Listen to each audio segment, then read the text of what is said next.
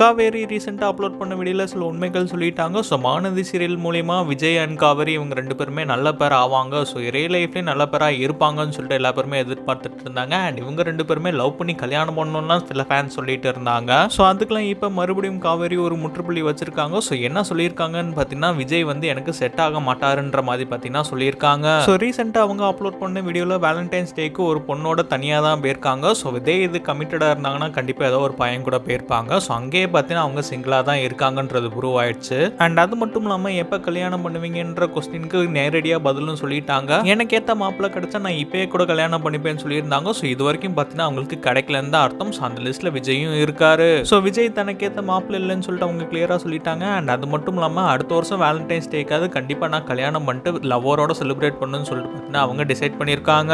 உங்களுக்கு ஏற்ற மாப்பிள்ளை கிடைச்சா இப்போ கூட கல்யாணம் பண்ணிக்கலாம். இப்போ கிடைச்சா